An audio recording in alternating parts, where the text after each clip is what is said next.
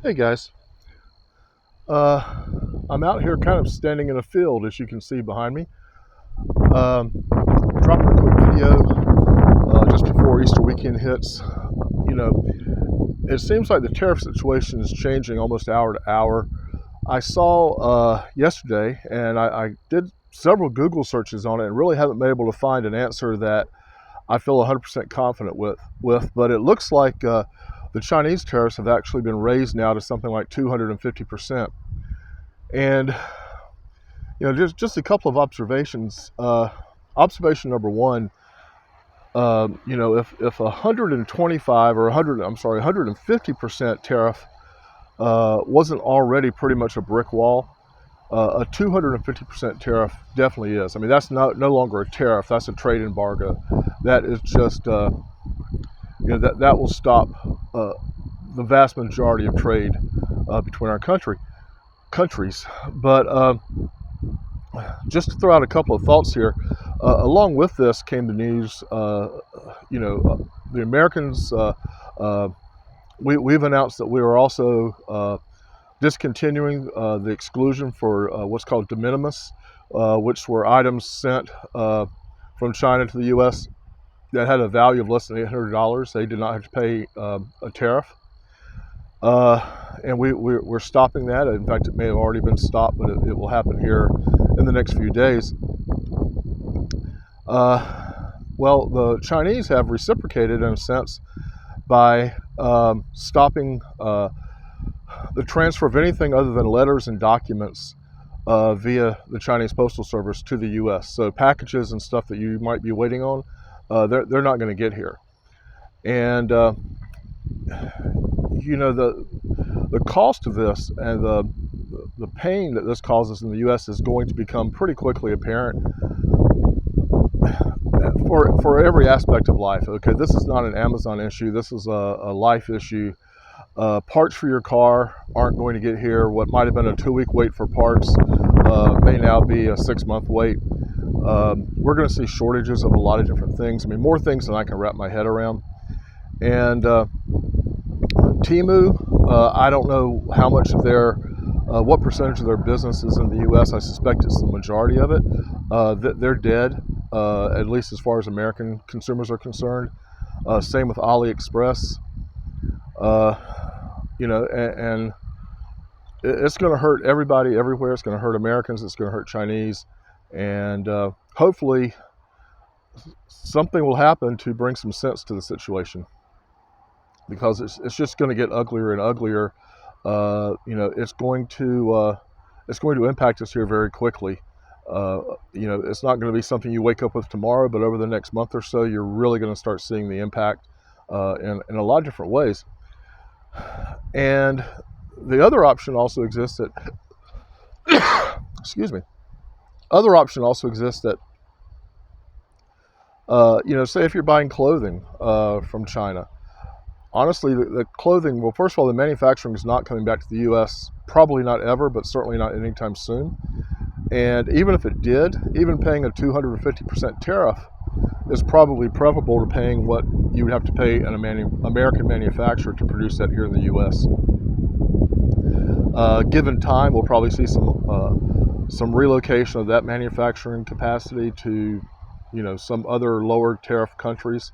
But honestly, before any businessman makes a significant financial commitment, he's looking for permanence or some assurance that the tariffs are going to be long term, lest they go out here and invest $1 million in opening a new production facility only to have the tariffs go away a week or so later. So probably the biggest problem here is not even the tariff so much as just the certainty and the lack of certainty. But anyway, the reason I'm making this video out here in this field, as you can see, it's a pretty good sized field here behind me. It's funny. I've mentioned over the years that I have multiple income streams. I've been self-employed, and I'll say self-employed / investor since the early 1980s. And I have done what many people do. I followed a similar path where, I find something, some cornerstone, if you will, that is a cash cow, and for me that's been Amazon.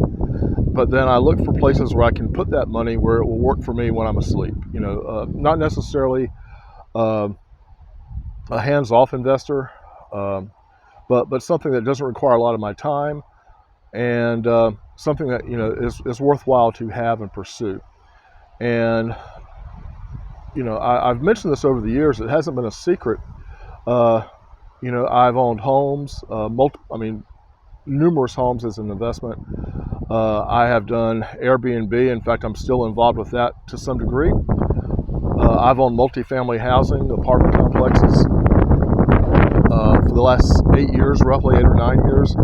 I have not owned mobile home parks, but I've owned mobile homes that I use for rental purposes. And there have been some other things. I've owned several mini storage facilities.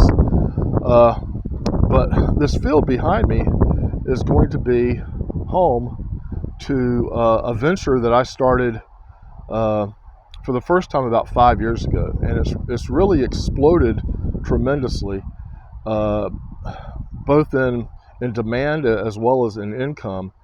And I've been trying to find fault with it, to be honest with you, because I've been growing it rapidly. It's self-financing for the most part. It's something that someone can get into without a great deal of money or without a great deal of experience. And it's available to people in most any part of North America. So, I'm not going to discuss it in this video, but I'll just say, if you'd like to see what I've done with this field or what I'm going to do with this field, go ahead and hit subscribe. And in the next few days, I'm going to put up a video talking about this and why I think this is a really good investment. And no, I'm not talking about farming. I'm not looking to raise cattle, grow soybeans. In fact, this was a soybean field. And I've been trying to buy this field for some time, and the owners won't sell it to me, but they have recently come to the table with a lease agreement that I was willing to go for. So we've, we have a lease in place now, and I'll be using this for, for the project. You'll see what's happening. But anyway, hope the information about the tariffs helps you. If you're looking to find out a little bit more about this mysterious field behind me, again, go ahead and hit subscribe, and I'll have a video up within the week telling you a little bit more about what's going on here and showing the business model I've been using to really surprise myself for the most part. Again, I got into something just out of curiosity. The numbers look pretty good, but the numbers have turned out actually to surpass my expectations, and I haven't found fault with the business yet. It's not taking much of my time, and it's giving me the closest thing to passive income I've ever seen. So anyway, we'll see you in the next video. Have a good Easter weekend.